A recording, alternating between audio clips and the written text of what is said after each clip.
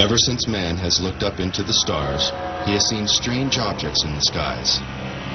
But the search for proof of extraterrestrial intelligence has produced disappointing results.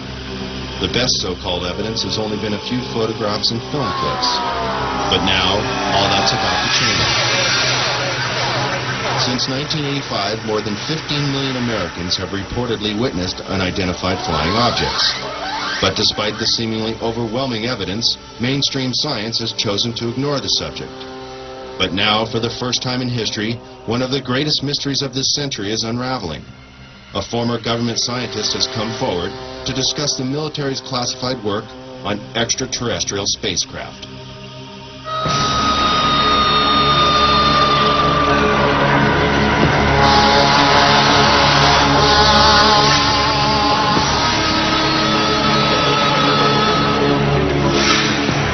Human advances in technology have exploded in a million directions and show no signs of slowing down.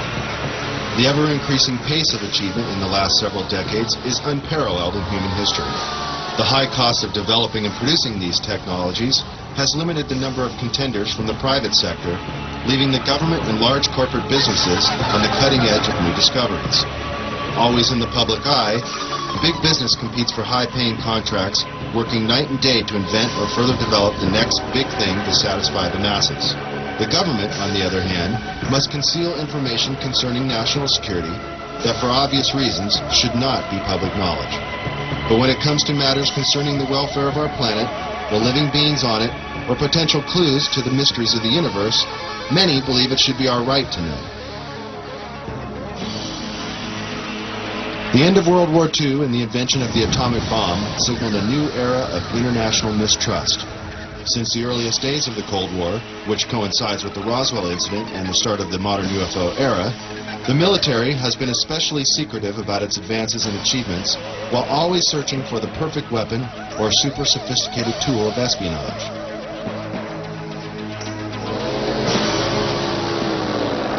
High-tech surveillance equipment around the world, and even in space, has allowed global intelligence to see and be aware of many things that the common civilian cannot even begin to imagine. The military recruits many talented civilians when special expertise is required. And propulsion systems expert Bob Lazar claims he was one of them. In this exclusive interview, he gives his detailed account of his employment with the Department of Naval Intelligence at the top-secret facility known as S4, where, according to Bob, he was hired to work on recovered alien spacecraft. S4 is located 125 miles north of Las Vegas and 15 miles south of Groom Lake. This now not-so-secret military base at Groom Lake, Nevada, is known as Area 51, or Dreamland, as insiders like to call it. Born in 1959 in Coral Gables, Florida, Bob has lived much of his life in Las Vegas, Nevada. With degrees in physics and electronics from MIT and Caltech, he has dabbled in everything from chemistry to fireworks in an effort to understand the finer points of propulsion. He has even assembled a jet car with a 22,000 horsepower engine salvaged from a Navy F-3D Sky Knight that is capable of land speeds of over 350 miles per hour. Fate took a serious turn for Bob in 1982.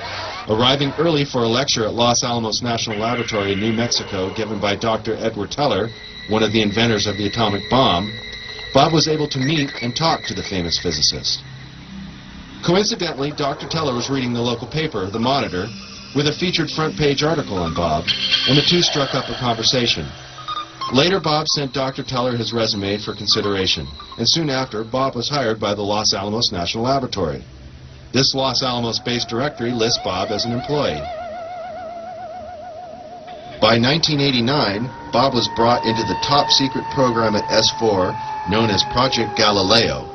In the following interview, Bob reveals many details of this amazing experience.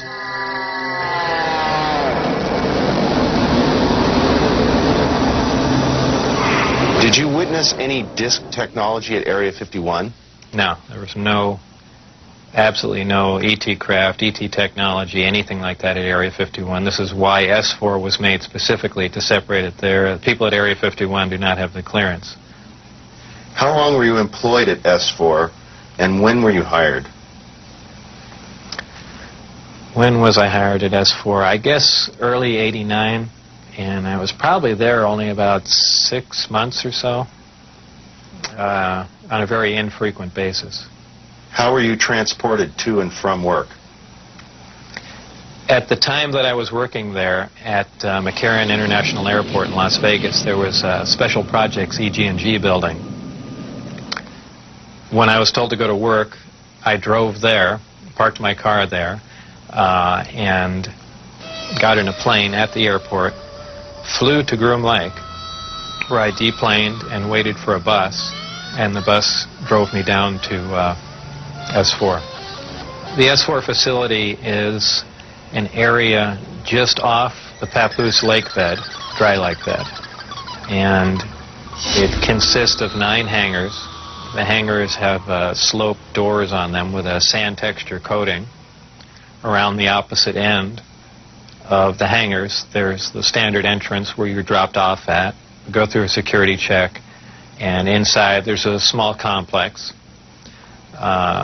There's some office space, there's several laboratories, the hangars themselves, of course, and a few other places. I didn't have free rein to go wherever I wanted to. Everywhere I went to, I was essentially escorted, so that was really all about that I saw. Inside the facility, what was the basic layout? Were there underground levels? I don't think there were any underground levels to it, though there could have been. I don't think it was an extensive underground facility. It just looked like an installation that was butt up against a mountain. And I didn't see any evidence of any stairs going down, elevators, or but like I said, I don't know. There could have been, and I just might not have been permitted in those areas.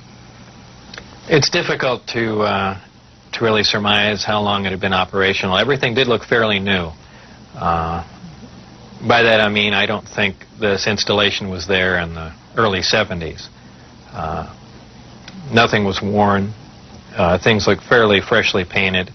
So, as a ballpark guess, I would say it would really surprise me if the installation was older than 5, 7, 10 years, something like that. A scientist killed in the project. What exactly happened there? Allegedly, obviously, I didn't see this, and I don't know it to be fact, but this is what I was told, that I was hired to replace one of a couple people that were killed while working on one of the reactors from one of the crafts. Apparently, they, for whatever reason, cut open an operating reactor, and the device exploded, killing both of them. The scientists that were killed there, allegedly the detonation from the explosion was fairly large. It would have rivaled a small tactical nuke. So it was done at the Nevada test site, and it was to be passed off as an unannounced nuclear test. Did you have any direct contact or communication with aliens? No, not at all. Tell us about the briefing files. Under what conditions did you gain access to them? I was put into the briefing room with 121 or 22 briefings, and really was just told to sit and read through them. I think they were there just to mainly educate me on what was going on. They weren't a complete in-depth explanation on everything else, but just essentially a brief synopsis on some of the other projects that were going on there. Supposedly, the information, now this isn't something that I determined, it's something I was told, that the crafts originated from a planet that orbited the Zeta Reticuli star system. Zeta Reticuli 1 and Zeta Reticuli 2 are two stars of a binary star system. The craft allegedly came from there. 1 or 2 autopsy photographs I saw dealt with just a small photograph, a bust shot essentially, just head, shoulders, and chest of an alien where the chest was cut open in T fashion and one single organ was removed. The organ itself in the other picture was cut and vivisectioned, essentially. Showing the different chambers in there. This was totally unrelated to anything I was doing, but from that photograph, it looked like what you see in UFO lore as the typical gray. So how tall it was from what I could see, I couldn't tell because I only saw a portion of the photograph. But if everything else you see is correct, I would imagine it was 3.5 or 4 feet tall. But there again, all I had to see was a photograph, and I didn't have much to go on. What was the incident in 1979 that brought the alien exchange program of information to a halt? Again, this was a story that was relayed to me, and allegedly what happened in '79, there was some sort of information exchange going on where there were actual live aliens at the facility, and at one particular point there was an area where some security personnel went to enter. And apparently, because of not the sidearms, but the bullets in the sidearms, from what I understand, if they would have entered the area, the bullets would have detonated. And supposedly one of the creatures tried to stop the security personnel from entering the area, and a fight ensued. And the bottom line from the altercation was that the security personnel, I don't remember how many were involved, but were all killed, and they died of head wounds, and that's all that I heard of that story. What was your job description at S4? My official job description was a senior staff physicist. I don't know if I actually had that position when I was there, because I was there so infrequently. I wasn't supervising anyone, so that was the official position I was hired under. But whether or not I actually acted in that capacity, I don't know. What was the size of the staff working on Project Galileo? Well, there were 22 people employed there totally. And that was specifically for the Galileo project? No, for the entire project. Oh, I see. There were 22 people with majestic clearance. I had majestic clearance. Majestic clearance was designated as clearance 38 levels above Q clearance, and Q clearance is the civilian top secret clearance. When did you see your first disc? The first disc I saw, I believe it was the second, or I think it was the third time I was up there. Normally the bus pulled around to the opposite end of the facility, which was the main entrance, and that's where we went in. On this particular occasion, it pulled up to one of the hangar doors, which were normally closed, and the last one was open. We came out, and I saw the disc in the hangar. Upon seeing it, it struck me that, well, this explains all the UFO sightings. Not thinking that it was an extraterrestrial craft, that this must have been some advanced form of fighter that we've been working on for years, and, people have just caught it being tested, so on and so forth. And it never even occurred to me, even though I was looking at an extraterrestrial vehicle, that this wasn't man-made. When did you realize the craft was not of earthly origin? Well, it probably really hit me when I got inside the craft and looked around and began to understand how the craft was operated, and finally grasped the whole project as a whole, as what we were doing, the fact that we weren't building this thing, we were trying to find out how it was made. We were back engineering it. What is back engineering?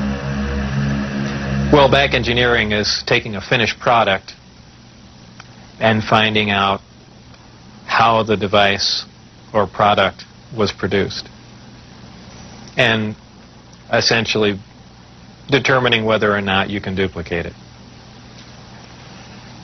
Now, scientists aside, what was your emotional response? What were you thinking were the implications to the world or man in general from these revelations?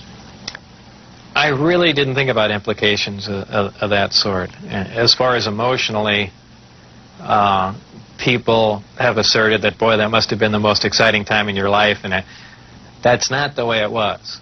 When I first got to look inside the craft, all I can say, it's an ominous feeling.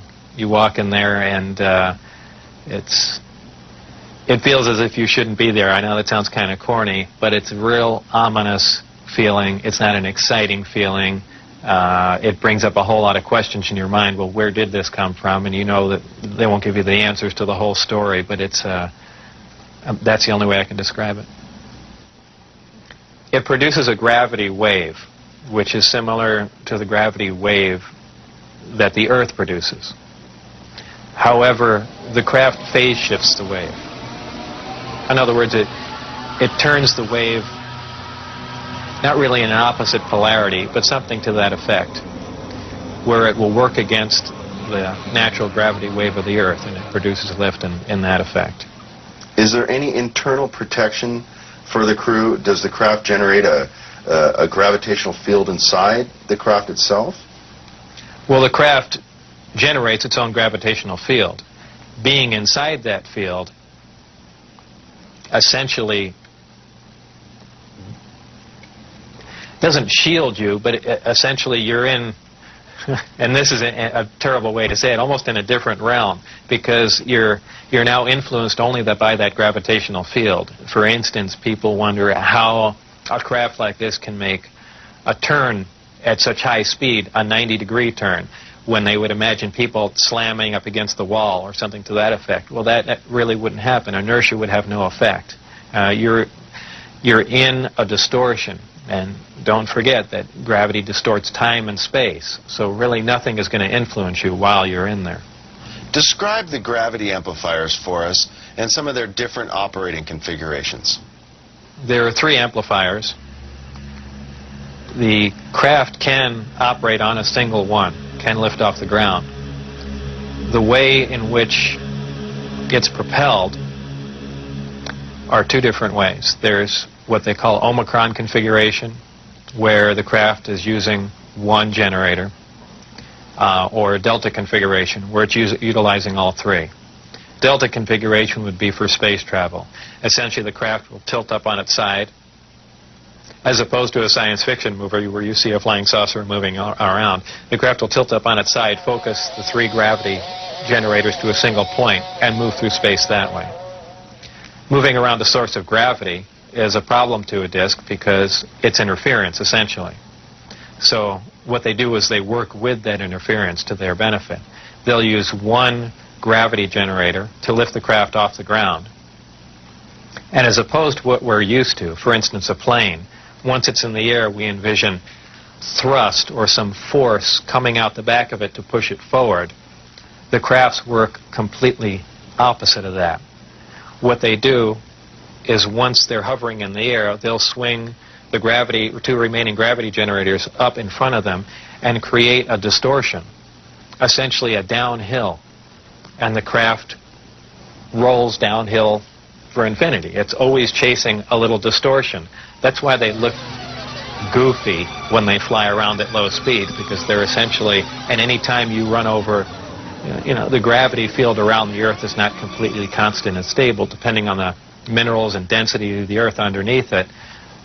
The gravity will vary somewhat, and you will get odd movements of the craft. So its low-speed mode is kind of unstable for the most part. I only witnessed one test flight up close, officially. That I was just inside the hangar. The test was going up probably, just as the sun was going down. And it was a low-performance test.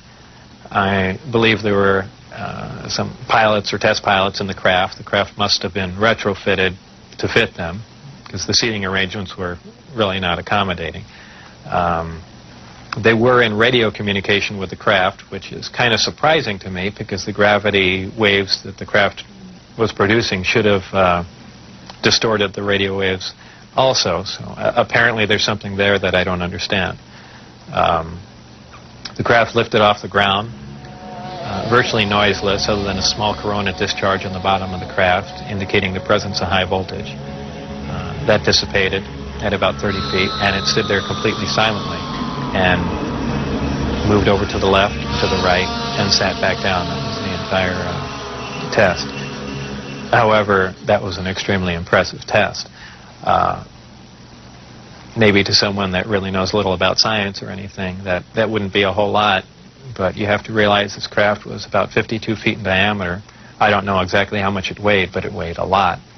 And this was quite a scientific feat, to lift something completely silently, under control. and perform a maneuver like that.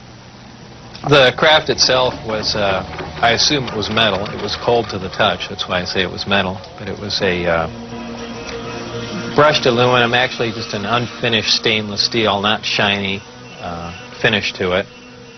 Had no seams. It was as if it was injection molded from one giant die.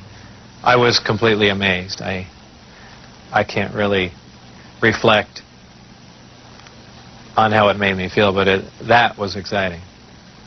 How would you define gravity? Could you describe in layman's terms its basic principles for us? Gravity is something difficult to explain because it's something that we essentially don't understand. It's just something that we can observe. Not much is really known about gravity. There are many theories about it, but they are just mainly theories. There's theories of gravitons, which allege that these are these subatomic particles that act like an attractive force like gravity that exchange between two pieces of matter. There is also a theory that gravity is a form of wave, an electromagnetic wave. But basically, gravity is a force. It's the attraction. It's the inherent property of matter to have gravity, a mutual attraction for each other, and it's basically all that we really know. Modern science, current science, right now, identifies one gravity. It's one force in nature. Apparently, through research at S4 or information gained from one of the crafts they were researching there, it appears that there are two different forms of gravity.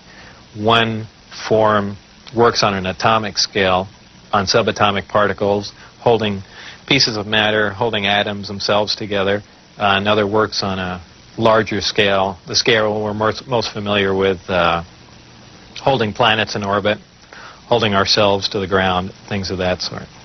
Because it produces a gravitational field, I wouldn't say the craft is invisible during the day. However, if you're under the craft, because of the way the gravity is being used, gravity bends time and space, and it bends light. If you are looking underneath the craft or from certain vantage points, you will actually see what's above the craft. It's really a trick of the way light bends under the influence of gravity. For instance, we can see stars that are behind the sun, that are blocked from our view by the sun. The reason we can see them is because the sun is a tremendous gravitational field, and it's bending the light around it where we can see the star. Space-time and gravity are all essentially interrelated. They all act on one another. Gravity bends space. Gravity also distorts time. When you vary one, you essentially vary the other two. If you, as an example, if you have a massive body, say a planet or something that's making a lot of gravity, producing a lot of gravitational waves, if you will, it distorts space. It bends space to it. It also slows down time. These things aren't theories. We know them to be true. We cannot artificially create this because we can't create gravity. But this is how they're all interrelated. What are some of the inherent problems with traveling at the speed of light? There are several problems traveling at the speed of light. Just a couple of them are the fact that as your speed increases, so does your mass proportionally. In other words, the more energy you put in to go faster begins to slow you down by the fact that it's converted into mass. You have other problems like just traveling at such an extreme velocity, navigational problems, the fact that you might run into little tiny micrometeorites at speeds like this. They would undoubtedly destroy your craft. There's just a whole host of problems that you're going to run into just attempting to do something like that. Aside from the fact the amount of energy required to accelerate to the speed of light is horrendous. Could you briefly describe Project Looking Glass and Project Sidekick for us? Project Sidekick was another project going on with Galileo. Galileo was the project that I was involved in. Sidekick dealt with any of the weapon potential of the craft, whether or not the craft had a weapon in it or could it be used as a weapon, but it had something to do with some sort of particle beam configuration where the gravity generator can be used as a lens to focus a weapon of some sort, similar to the SDI device we were working on in the 80s, but with the potential of a focusing device using the gravity generator. And Project Looking Glass? Project Looking Glass dealt with the distortion, the fact that there's a time distortion, essentially looking back in time, and by that I do not mean looking back years ago to see the wagon train days. They're looking for distortions that are milliseconds in time, and what that was used for, I don't know, but that was just observing the time, the time distortion, time dilation phenomena of the craft in operation. What is element 115? Is it found here on Earth, or is it strictly an extraterrestrial material? 115 is strictly an extraterrestrial material. It probably occurs naturally in some other places, maybe other star systems. Some people not familiar with science or chemistry say, well, that's ridiculous, all the elements occur on Earth, but that's not true. There are elements on the periodic chart that aren't found on Earth. I believe the Heavy Ion Research Lab in Darmstadt, Germany, has reached element 112 recently. So 115 isn't that far away. And when they synthesize it, it's not like they're making a couple ounces of it. They're talking about 1 or 2 atoms of it. To make any usable quantity of a heavy element like that is virtually impossible. Element 115 is in the top of the reactor. And the base of the reactor apparently is a small, something similar to a cyclotron. It's a particle accelerator. A particle is accelerated to high speed and then deflected up a small tube, and it's aimed at the 115. This transmutes the 115, similar to the way we do that in a normal particle accelerator. This causes a reaction, a radiation emission that we really haven't seen before. It produces antimatter. This antimatter is guided down a tuned tube and reacts with a gas. When matter and antimatter react, they convert to 100% energy. This energy is converted, heat energy, is converted to electrical power in the reactor itself. This is done through a thermoelectric converter. And this electrical power is used to power other subsystems on the craft, though there is no wiring, as we would know it. Also, that's almost a byproduct of the reactor. The reactor also sets up a gravitational wave from the 115 being bombarded. This gravitational wave was present at the top of the reactor and is essentially guided in the same way microwaves are guided through tuned tubes. And this goes to their amplifying cavities and through the projectors that are in the bottom of the craft. With the gravity generators running, is there thermal radiation danger to the crew? There is no thermal radiation while the reactor is running.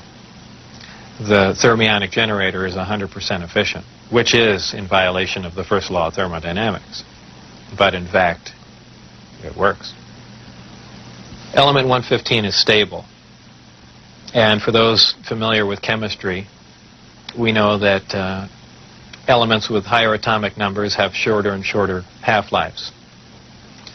However, when you reach a certain point, they call it the island of stability. There is a place, and we've theorized this for a long time, somewhere around 114 to 116, there should be an area in there where the nucleus of the atom is geometrically stable with protons and neutrons, where it no longer decays. It's not radioactive. 115 is, in fact, this element. In fact, it does occur again somewhere around element 247. Of course, we're nowhere near synthesizing that. We can only, predict things like that. But that's where 115 is. Did the aliens, give us element 115 in large quantities? Whether or not it was given to us, I can't answer that question. However, I was told that we have 500 pounds by one of my coworkers. How it was obtained and where exactly it came from, I don't know. Whether it came in one of the crafts or it was separate cargo somewhere. Anyone can speculate, but I was told that was the figure. You were able to get away with a sample of element 115. How much did you get away with? No comment. Nighttime test flights, unofficially, while off the base. What did you see? The test flights I saw off the base, actually the best test flight was witnessed by my friends who I brought out there. At the exact moment the craft was hopping around and doing some really impressive maneuvers, I had turned around and I think was looking for the video camera or something to that effect. But I missed some of the most impressive maneuvers. But the craft was similar to what was done before that I had seen close up, other than the fact that it went above the mountain range, moved a much greater distance at a much higher rate of speed. How were you able to find out about the test flight schedules? The test flight schedules were told to me specifically because I was probably going to have to be present during those times. And at that time, the test flights were taking place on Wednesday nights. And from what they said, that was because that was statistically the least amount of traffic in the area. And that's all that they were concerned about. Does the propulsion system release any sort of discharge or exhaust? There was a high voltage discharge on the bottom of the craft, but as far as there being an exhaust, there was none. Why did they appear as glowing balls of light in the night sky? Well, that's kind of the same reason why a neon light or a fluorescent light lights up. What you're dealing with is a high energy source in essentially a gas atmosphere, oxygen, nitrogen. And when you apply enough energy to a gas molecule, they emit photons, they emit light. And I don't think it's anything, it's really a byproduct of how the craft operates. When it's emitting that much energy, the gas surrounding the craft emits light. The same reason why lightning is visible. You have a huge electrical discharge, and the gas emits light in the form of lightning bolt. If you were going to see one of these crafts at night operating, it would appear really as a glowing ball or just a bright light in the sky from a distance. Even close up, you'd see a glowing halo around it.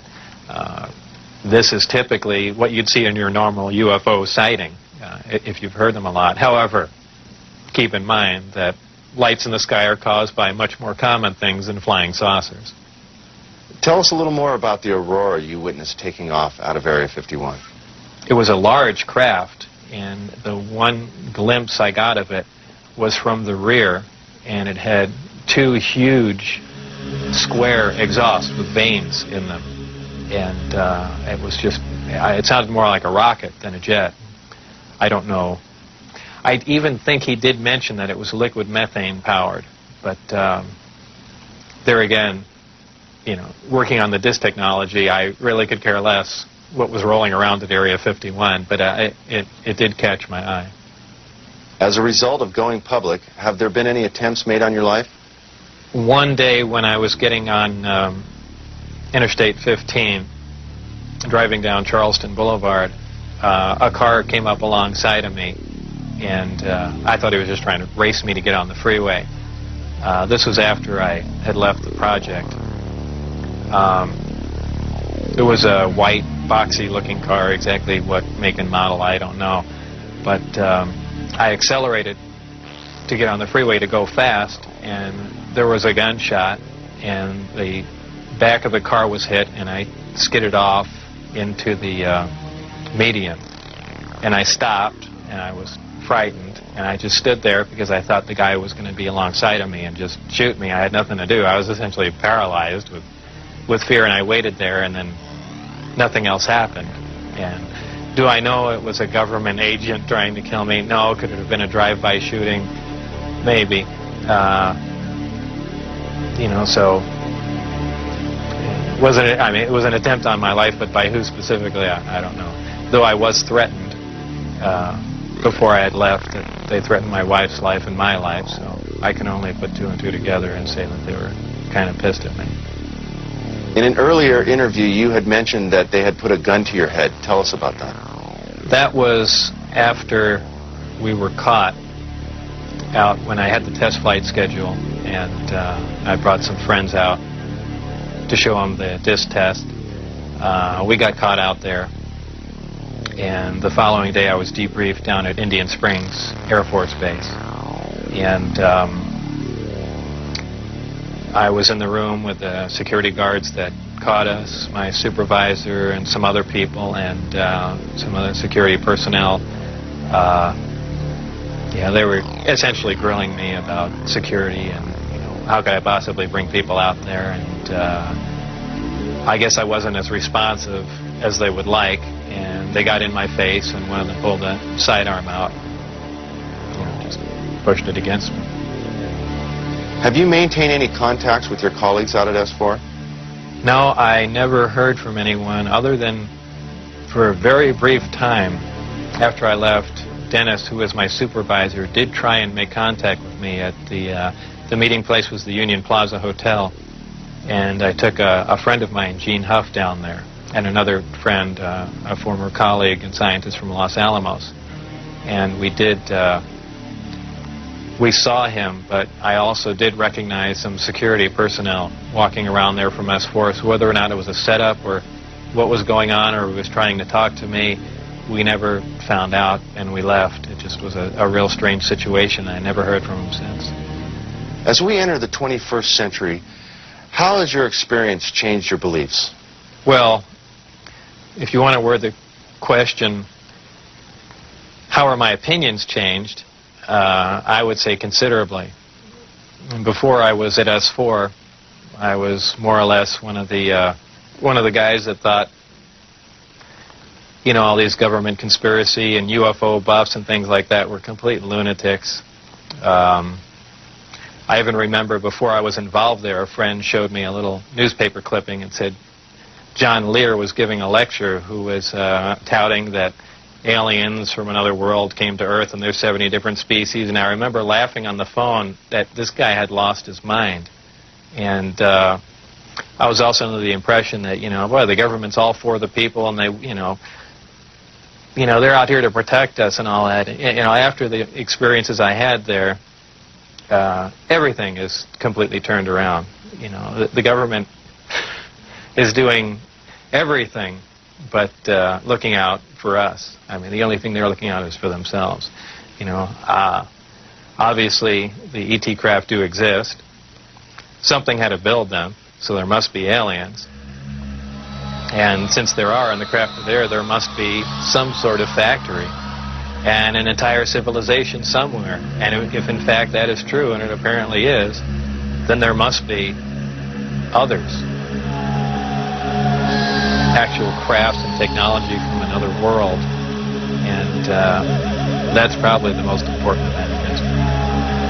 It kind of moved from science fiction into reality in my mind. And it really just, I guess, opened my eyes. We can duplicate it. If we can understand what a device is or how something operates or what its physical makeup is, that's great. But if we can't duplicate it, it's useless to us.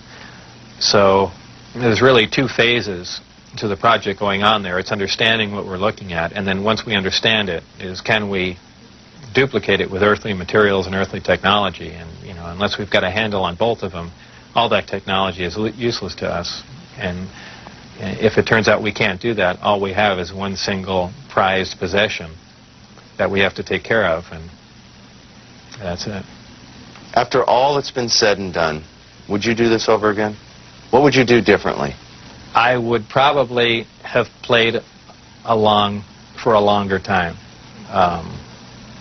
I would like to have known a little bit more about the technology, and probably kept quiet if I could have, and possibly never have said anything. I almost wish I had done that. You know, it's it's really only caused headaches and problems. But I believe if I was given the opportunity again to go back in time and redo it, I think I pretty much would have just shut up and gone along with the program. I would have much preferred that instead of the Navy or whoever it was that hand-picked a few renegade scientists here and there, that they turn it over to some more qualified people. Obviously, I was not the most qualified person on propulsion or field propulsion or anything of that sort. I was just some guy. I mean, I could have named 10 or 12 other guys that were more qualified than me. But, you know, if they turned it over to the scientific community and not just a couple of guys here in the United States, I mean, you need a large group of people in a large lab to research what's going on there, not a little quiet installation. It's the security itself that prevents them from getting anywhere. I mean, they never do work hand in hand. You can't have a military mind. Science itself must communicate. You have to have a free exchange of ideas. That's how things progress. And when you clamp down on a security system like that, where you work in isolated groups and ideas cannot be exchanged, you don't get anywhere, and that's the problem they have. What does the future hold for Bob Lazar? Well, I'm not really involved in any of that stuff anymore. That's kind of put behind me. I have my own businesses that I work at, some computer graphics, some consultation, other technical jobs, radiation detectors, and a few other things like that. So really, I just go about my life, and that's, you know, something that happened that was fantastic, and it's over, but it's kind of hard to shake it loose. But eventually I will, and that'll be that. I think all the surveillance and everything stopped. I don't think anyone's bothering to monitor me. I've said everything that I know. It's been all over the place, so it's kind of a done deal. As far as whether or not there are any craft out there, I believe, you know, they were out and gone in probably the late '89, early '90, and the only thing people see now out there are, you know, either flares or planes coming into land, but that's about it. Did you have an interest in flying saucers or science fiction in general as a child? I was never interested in flying saucers as a child. Science fiction, you know, I watched Star Trek, I guess, with everyone else back then, but for the most part, you know, I didn't even believe in flying saucers up until I was employed at S4.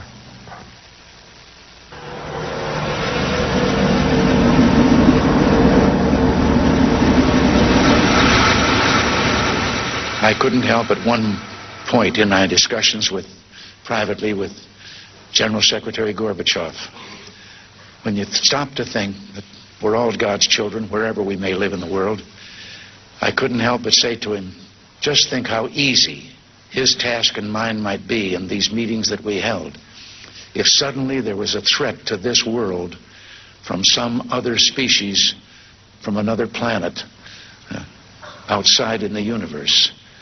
We'd forget all the little local differences that we have between our countries, and we would find out once and for all that we really are all human beings here on this earth together. Well, I don't suppose we can wait for some alien race to come down and threaten us, but I think that between us we can bring about that realization. Thank you all. God bless you all.